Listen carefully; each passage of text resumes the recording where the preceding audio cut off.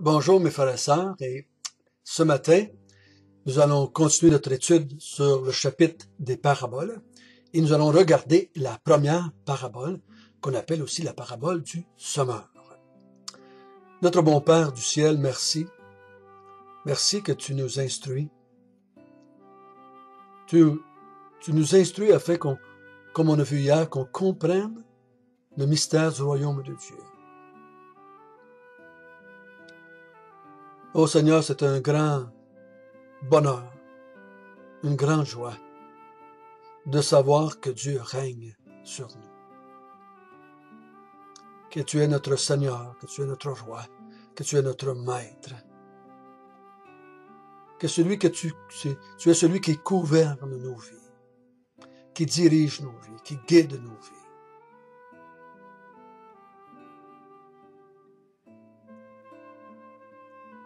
Afin qu'on puisse te servir, afin qu'on puisse t'adorer, te louer. Ô Seigneur, apprends-nous aussi à comprendre ce matin ce que tu veux nous instruire sur la parabole du semeur. Amen. Donc, je résume un petit peu ce qu'on a vu hier, les paraboles. On a vu qu'il y avait 3 buts. Premier but, c'est d'enseigner.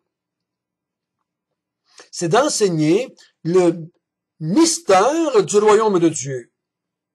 Et on a vu aussi qu'un deuxième but, c'est pour empêcher certains de comprendre et c'est pour aider à d'autres à comprendre. Donc, ceux que lui a choisis vont comprendre le royaume de Dieu. Pour d'autres, c'est caché. Ils voient, mais ils ne comprennent pas. Ils ne perçoivent pas, excusez. Ils entendent, mais ne comprennent pas. Ça, c'est le deuxième but. Ça sépare entre ceux du dedans et ceux du dehors. Et ensuite, on a vu que le troisième but, c'est d'emmener les disciples à venir vers Jésus pour la compréhension des paraboles. Parce qu'on a vu qu'en particulier, il fait comprendre, il aide à comprendre aux disciples les paraboles. L'homme, sans l'aide de Jésus-Christ, et aujourd'hui dans la Nouvelle Alliance, sans l'aide du Saint-Esprit, il est impossible de comprendre les Écritures. L'être humain, même qui serait le plus intelligent, avec le plus gros quotient intellectuel, ne peut pas comprendre le côté spirituel des paraboles. Ça nous demande cela, que l'être humain est un pécheur, l'être humain est séparé de Dieu, l'être humain ne comprend pas les choses de Dieu par lui-même. Ça y prend une aide extérieure, et pendant que Jésus était vivant, c'était lui, et maintenant qu'il est parti au ciel, il dit, je vais vous envoyer un autre personnage, un autre consolateur, un autre personne comme moi, qui est le Saint-Esprit. Ce matin, nous allons regarder ensemble la parabole du semeur. Et nous allons lire la première partie qui est la parabole. Puis après ça, on va lire une deuxième partie qui est l'explication de la parabole. Écoutez, un semeur sortit pour semer. Comme il semait, une partie de la semence tomba le long du chemin. Les oiseaux vinrent et la mangèrent. Une autre partie tomba dans un endroit pierreux, où elle n'avait pas beaucoup de terre. Elle leva aussitôt, parce qu'elle ne trouva pas un sol profond. Mais quand le soleil parut, elle fut brûlée et sécha, faute de racines. Une autre partie tomba parmi les épines. Les épines montèrent et l'étouffèrent, et elle ne donna point de fruits. Une autre partie tomba dans la bonne terre, et elle donna du fruit qui montait, qui croissait, et elle rapporta 30, 60 et 100 pour un. Puis il dit, que celui qui a des oreilles pour entendre, entende. Ça, c'est la parabole en tant que soi. Une histoire qui était très commune, que je pourrais dire presque tout le monde, même les citadins, en ce temps-là, avaient déjà vu faire. Un homme dans un champ quelconque en train d'ensemencer son champ. Et on ensemençait à ce qu'on appelle à la volée. Donc, ils prennent du grain dans les mains et ils le lancent partout où est-ce que le champ a été labouré et hercé, préparé pour la semence. Donc, il dit, pendant que cet homme-là, ce semeur, sème sa semence, il va en tomber. Il ne plante pas un à un comme on fait dans un rang de jardin. Il lance ça à la volée. Donc, il y en a qui vont partir, il y en a qui vont être poussés un peu par le vent, donc il y en a qui vont tomber dans 4 sortes de terrains que lui mentionne ici. Et c'était très facile à comprendre pour quelqu'un qui était là. Donc, il y en a qui tombaient un petit peu sur le sentier, sur le chemin, hein? Et ça tombe pas parce que sont faciles à voir. Donc, les oiseaux viennent, puis ils picorent, ils mangent toutes les petites graines qui sont dans le chemin. Il y a une autre partie qui tombe sur un endroit pierreux. C'est ce qu'on appelle, il n'y a pas épais de terre. La roche est très proche de la surface. Il y a très peu de terre. Il y en a d'autres qui tombent parmi les épines, parmi les mauvaises herbes. Et il y en a un autre qui tombe dans la bonne terre, finalement. Donc, il y a 4 sortes de terres, 4 sortes de terrains sur lesquels va tomber la semence. Tout le monde, du temps de Jésus, et moi qui étais cultivateur, j'ai semé à la volée aussi. Je peux m'identifier facilement avec cela et comprendre cela. Tout le monde pouvait comprendre, ceux du dedans qu'on a vu hier et ceux du dehors comprenaient cela. Mais c'est l'enseignement spirituel que les gens ne comprennent pas tous. Mais Jésus dit au verset 9 que ceux qui ont des oreilles pour entendre, entendent. On a vu hier qu'il y en a qui ont des oreilles mais qui ne comprennent pas. Ils entendent, mais ils ne comprennent pas. Ils ont des yeux, ils voient, mais ils ne perçoivent pas. Donc Jésus appelle ici à un groupe de personnes. Il dit, ceux d'entre vous qui ont des oreilles pour entendre, entendez ce que je dis.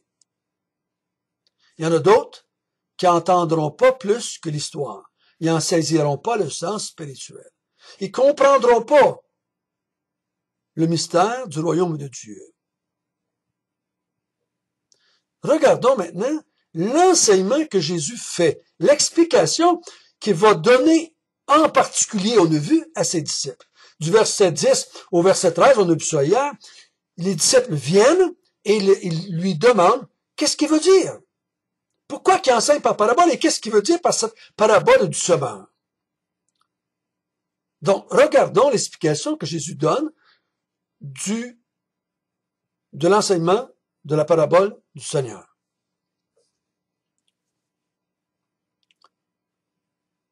Le semeur sème la parole. Les uns sont le long du chemin et la parole est semée. Quand ils l'ont entendue, aussitôt Satan vient et l'enlève la parole qui a été semée en eux. Les autres, pareillement, reçoivent la semence dans des endroits pierreux. Quand ils l'entendent, la parole, ils la reçoivent d'abord avec joie, mais ils n'ont point de racine en eux-mêmes. Ils manquent de persistance, et dès qu'il survient une tribulation ou une persécution à cause de la parole, ils y trouvent une occasion de chute. D'autres reçoivent la semence parmi les épines. Ce sont ceux qui entendent la parole, mais en qui les soucis du siècle, la séduction des richesses et l'invasion des autres convoitises étouffent la parole et la rendent infructueuse. D'autres reçoivent la semence dans la bonne terre. Ce sont ceux qui entendent la parole, la reçoivent et portent du fruit, 30, 60 et 100 pour un. Donc, il est facile à voir que nos 4 terres de tout à l'heure, c'est 4 groupes de personnes différentes. Jésus commence par dire, le semeur sème la parole. Donc, la parole de Dieu est semée. Et si on prend l'ensemble du chapitre 4, et même si on prend du verset chapitre 1 jusqu'au chapitre 4, la parole, celui qui est le semeur ici, c'est Jésus. Jésus enseigne la parole de Dieu, enseigne l'évangile de Dieu, enseigne le mystère du royaume de Dieu à travers ces paraboles-là. C'est lui, le semeur, et la parole, c'est son enseignement. Hein? C'est comme ça. Donc, Jésus enseigne la parole de Dieu, l'évangile de Dieu, le royaume de Dieu, les vérités célestes aux foules qui sont devant lui. Et là, il dit, il y en a un groupe qui reçoit la parole que j'enseigne, et aussitôt Satan vient et enlève la parole qui est en eux. Donc ça, c'est le premier groupe. Ils entendent, sont là, sont présents, ils ont suivi Jésus, ils ont entendu la parole, Satan vient et enlève la parole, et c'est terminé pour eux autres. Ça ne va pas plus loin. Et beaucoup de gens vont entendre la parole de Dieu, prêcher, chanter, sur la télévision, sur la radio, sur des CD, sur Internet maintenant. Beaucoup de gens vont entendre la parole de Dieu, mais Satan vient avec des faux raisonnements, avec des mensonges, à travers d'autres gourous, d'autres enseignants, et enlève la vérité. Ces gens-là peuvent entendre la parole de Dieu toute leur vie et jamais se convertir et jamais avoir le pardon de leurs péchés. Ils vont juste entendre. Des belles histoires, ils aiment ça, mais ça va jamais aller plus loin. Le deuxième groupe, eux autres aussi reçoivent la parole de Dieu. Et sont contents de l'entendre, sont heureux de l'entendre. Mais, va survenir des persécutions et des tribulations à cause de la parole de Dieu, à cause qu'ils veulent recevoir cet enseignement-là, à cause qu'ils vont peut-être dire que Jésus est le Messie, qui est celui que Dieu a envoyé, mais les persécutions de la famille, des proches, des amis, des convriers, des amis étudiants, tous ces gens-là vont venir, ils vont amener de la persécution, ils vont amener de la tribulation dans la vie de celui qui a accepté avec joie l'enseignement de Jésus. Mais il manque de persistance. Il abandonne. Il abandonne. Comment ça peut prendre de temps à abandonner? Certains, ça peut prendre une semaine. D'autres, ça peut prendre un mois. D'autres, ça peut prendre 3 ans. On voit, dans les évangiles, on voit qu'il y en a qui vont suivre longtemps Jésus. Longtemps. Hop, à un moment donné, ils disparaissent. Il y en a un autre groupe qui va suivre encore plus longtemps. Oups, ils vont disparaître. Et beaucoup vont suivre Jésus longtemps. Et quand Jésus va arriver à la croix, oups, ils vont disparaître.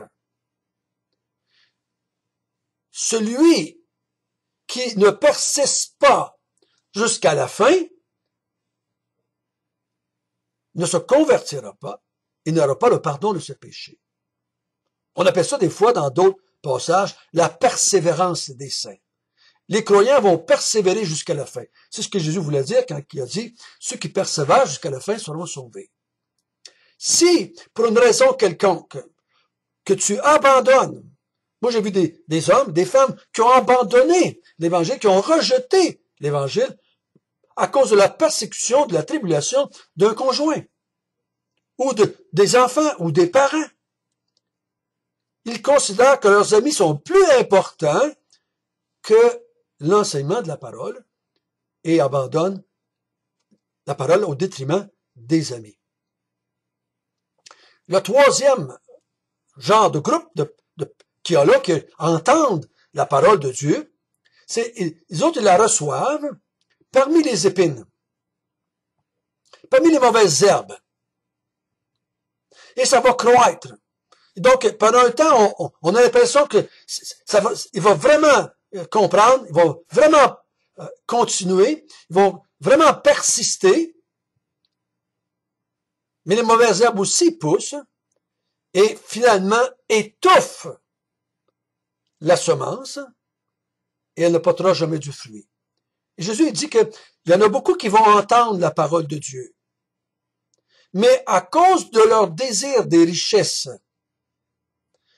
à cause de leur désir, de leur convoitise, ils vont jamais porter du fruit. Moi, je crois qu'il y en a des grandes parties des foules qui sont venues auprès de Jésus venaient à cause de leur convoitise. Ils voulaient guérison. Ils voulaient prospérité. Ils voulaient avoir les démons chassés. Ils convoitaient quelque chose au lieu de convoiter quelqu'un qui était Jésus-Christ. Au lieu de convoiter le royaume de Dieu, ils convoitaient autre chose. C'est pour ça que Jésus va dire dans Matthieu, mettons, cherchez d'abord le royaume de Dieu, que ce soit votre priorité. Les autres choses, c'est secondaire. Mais eux autres, ils voient le royaume de Dieu, ils voient l'enseignement de la parole de Dieu comme de la convoitise. Hein? Judas est un bel exemple de cela. Ils suivaient Jésus à cause de la convoitise du royaume de Dieu. Ils voient le royaume de Dieu comme étant quelque chose qui va leur apporter à eux quelque chose. Et ils abandonnent finalement. Ils vont jamais porter du fruit. Le fruit du royaume de Dieu. Le fruit de celui qui se convertit. Le fruit de celui qui a le pardon de ses péchés. Il n'apportera jamais ça. Il est là pour lui. Et le royaume de Dieu est là pour lui. Le royaume de Dieu est là pour combler ses convoitises. Ou ben non, à cause des convoitises de ce monde, il va complètement abandonner, puis il va s'en aller. Vers son argent, vers ses richesses, vers ses maisons. Et des fois, je me demande, j'entends beaucoup de choses parmi ceux qui se disent croyants. Et j'écoute leurs prières, j'écoute leurs requêtes, j'écoute pourquoi ils viennent auprès de Dieu. Et c'est des convoitises. Ils veulent protection, ils veulent guérison, ils veulent de l'argent, ils veulent de la prospérité, ils veulent des jobs, ils veulent une femme, ils veulent des enfants. Ils sont toujours là parce qu'ils veulent que leur Dieu, leur Jésus, leur donne ce qu'ils veulent. Donc, ils ne portent jamais de fruits. Et c'est pour ça que j'ai vu, vous avez probablement vu, beaucoup de gens qui abandonnent la foi chrétienne parce que Dieu leur donne pas ce qu'ils veulent. Et finalement, vous avez le quatrième groupe de personnes, c'est ceux qui reçoivent la semence dans la bonne terre. Pourquoi qu'on sait que c'est de la bonne terre? Parce qu'elle porte du fruit. Certains grains vont produire finalement 30 grains. D'autres grains, l'épi va être plus grand, ça va être 60 grains. D'autres grains vont produire un épi qui est encore plus grand, qui va avoir 100 grains dessus. Ils portent du fruit pour le royaume de Dieu. Quel est donc ce fruit? Quel est donc le fruit de ceux qui se sont convertis ou qui se sont repentis? Quel est donc le fruit de ceux que leurs péchés ont été pardonnés afin qu'ils puissent faire partie du royaume de Dieu? Personnellement, je crois que le fruit que tous les croyants vont porter, c'est qu'ils vont glorifier Dieu. Ils vont adorer Dieu. Ils vont louer Dieu. Ils sont là pour Dieu. Ils vivent pour Dieu. Ils se soucient de Dieu. Le royaume de Dieu, c'est pas une source de gain. C'est une source de privilège pour adorer, louer, servir le Dieu qui les a sauvés, le Dieu qui leur a pardonné. Ce Dieu qui les a choisis pour faire partie du dedans. Donc la parabole du semeur est là pour démontrer que quand la parole est enseignée, c'est pas tout le monde qui va réagir de la même façon. Mais pour comprendre cet enseignement-là, il faut que Jésus explique, comme on a vu hier, et c'est ce qu'il vient de faire avec ses disciples, il leur a expliqué la parabole du semeur. C'est certainement qu'est-ce qui nous interpelle. Dans quel groupe est-ce que je suis? Dans quel groupe? Il y en a juste un qui est correct. C'est celui qui porte du fruit dans la bonne terre. Notre Père du ciel, merci de nous avoir donné cette explication. Merci de nous avoir montré que la grande majorité de ceux qui vont entendre la parole ne vont jamais porter de fruits. C'est pas ceux qui entendent la parole qui est le plus important. Et c'est ceux qui, après l'avoir entendu, elles portent en eux du fruit pour la gloire de Dieu.